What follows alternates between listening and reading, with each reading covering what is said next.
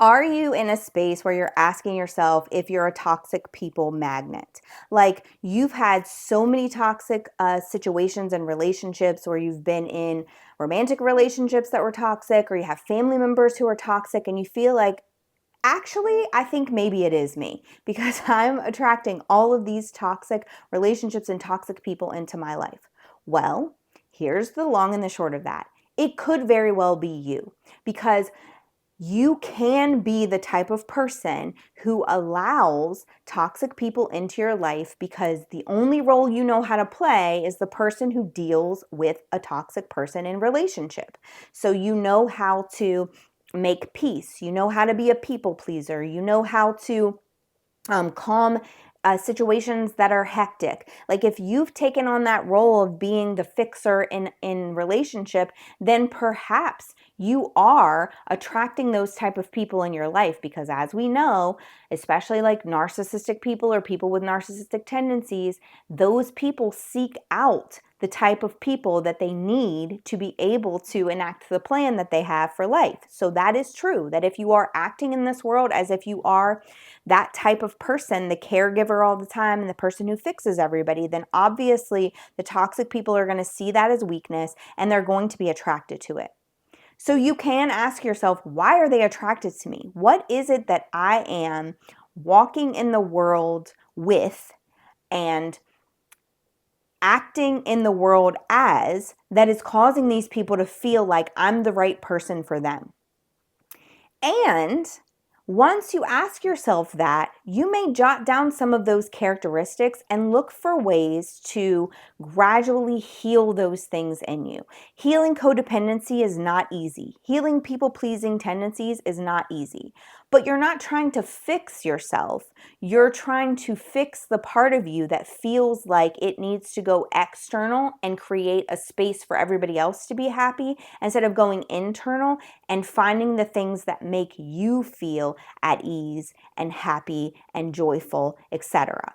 So when you are thinking about why they are attracted to you, you can start to think about the things that you might be portraying that aren't really who you want to be anymore. And you can start to gradually heal those things. But the second thing you need to ask yourself is, why am I letting them stay? I've shared the story a million times and I'll keep sharing it until the cows come home. But when I was in therapy and when I was talking to my therapist, and I did this several times to her, but one really stands out to me where I was like, I don't understand why this person is so particular. Like he finds something wrong with everything. Like these people can't do anything right. I can't do anything right. His work situation doesn't have anything right. There's just nothing right in his life. He picks out all the things that are wrong with everybody else. And I'm just not that type of person. I like to be the type of person that looks for the good in the situation. I like to be the type of person that sees the reality in the situation, but also tries to give grace and mercy and looks for the good things in the situation. I don't understand how a person can be this negative and just filter everything through a negative lens. And I went on and on and on, and then my therapist finally said, I understand where you're coming from, and I get why you would feel that way.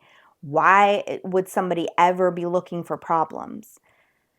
But then she said this: instead of asking yourself why he's the type of person that looks for problems, you said something really important, which was, I'm not that type of person.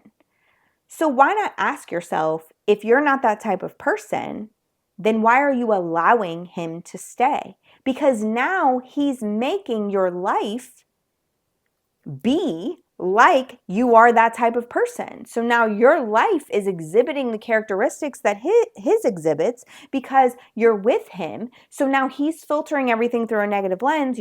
You're finding yourself also filtering through that lens just to keep the peace for him. And also you're filtering yourself through that lens. Is he going to get mad? Is he going to think that I did this? Is he going to say this instead of that because I said this? Like, that's not the way you want to live. So why are you staying? And so that's the question that I think we need to start asking ourselves. Instead of asking ourselves, why are these people attracted to me? Even though they very well might be. We can heal some of those things for sure. But the thing that we truly need to ask ourselves is, Why am I letting them stay? Because if you're letting them stay, then there's something in you that says, even though I know this person isn't the type of person I want to be or be in relationship with, I'm going to stay in these spaces because there's something in me that says that I can enact change in this space. Either I'm a fixer, I'm a people pleaser, I'm codependent, I don't want to be alone. There's something in you that says I'm going to stay with this person instead of leaving this situation that I know isn't for me. So today I would encourage you, instead of asking yourself, why are toxic people attracted to me? Start asking yourself why you let them stay, why you're unwilling to set boundaries with them, and why you're unwilling to allow yourself to live a life full of joy, but instead you want people to stay in your life and you allow it to be the opposite life that you want to live just for the sake of gaining those people inside of it. If this message resonated with you, please like and subscribe to all my channels.